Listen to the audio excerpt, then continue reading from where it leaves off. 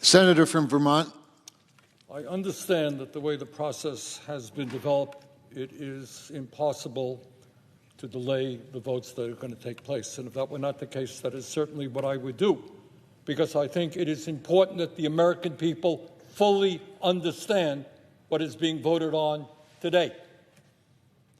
Everybody in America knows that our current health care system is broken, it is dysfunctional, it is cruel, it is by far the most expensive health care system in the world, and the only health care system of any major country that does not guarantee health care to all people as a human right, covering every man, woman, and child. We are unique in that respect. And yet tonight, what this Senate is about to do is make a horrific situation even worse. So let's be clear what this vote is about.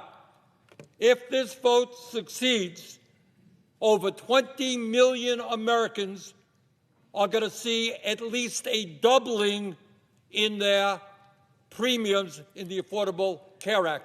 In my state of Vermont and throughout this country, for certain groups of people, it will be a tripling and a quadrupling of their premiums. There are people who will now be paying 50% of their limited incomes for health care. Does anybody in the world think that makes sense? And if this resolution is passed tonight, we are on a pathway to throw 15 million Americans off of Medicaid and the Affordable Care Act. 15 million. Our job is to create universal health care, guarantee health care to every man, woman, and child, not throw 15 million people off the health care they have, low-income and working-class people.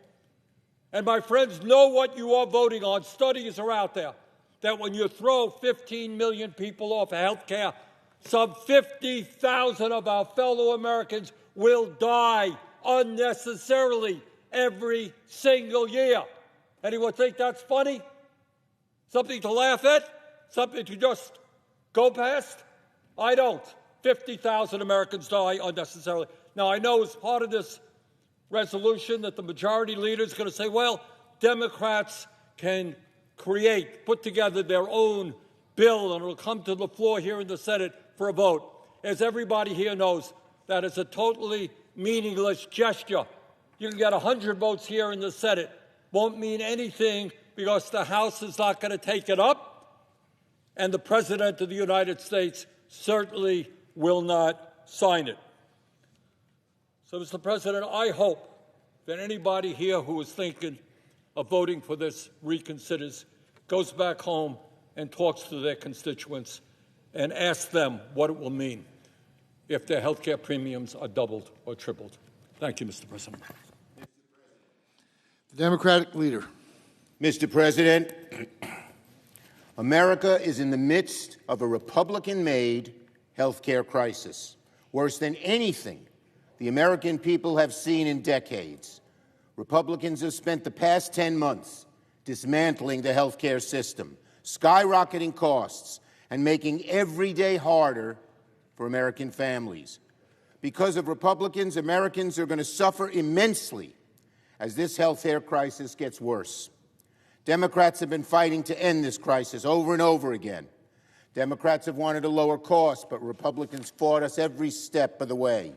We gave Republicans not one, not two, but 3 chances this year to extend the ACA premium tax credits. Republicans said no every time.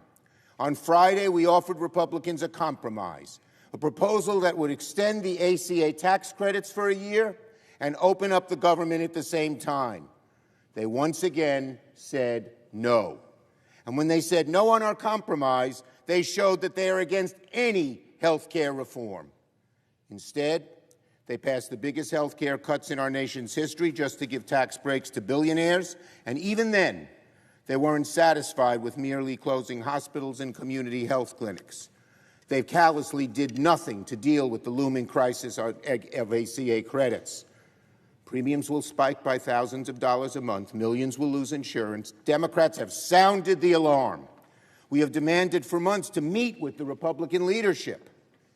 but Republican leaders refuse to even discuss the issue, let alone negotiate it. We've asked them to meet in the summer and throughout the shutdown. To this day, Republicans still say no. We asked President Trump to step in and meet with us to deliver lower health care for Americans, and instead, Donald Trump has taken the American people hostage, from cutting off food aid to hungry families and vets and seniors and kids, to manufacturing flight cancellations, to cutting off home heating aid, while he builds a billion-dollar ballroom with gold-plated toilets. Therefore, I must vote no. This health care crisis is so severe, so urgent, so devastating for families back home that I cannot in good faith support this CR that fails to address the health care crisis. But let me be clear. However this vote turns out, this fight will and must continue. Democrats must fight because millions of families will lose health care coverage. We must fight because children who are dying of cancer will not get health care coverage. We must fight because a senior citizen cannot afford to pay $25,000 a year just for health insurance. We must fight to keep millions from financial ruin. And make no mistake about it, the American people know who is inflicting this health care trauma on them: Donald Trump and the Republicans. Americans will remember Republican intransigence every time they make a sky-high payment on health insurance.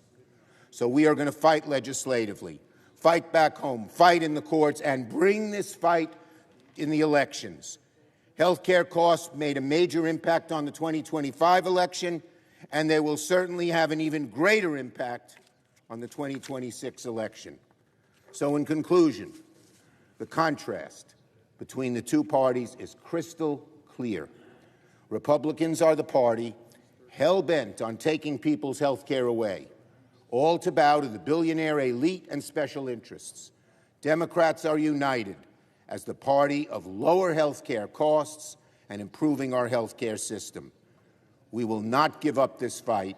We will deliver for the American people. I yield the floor.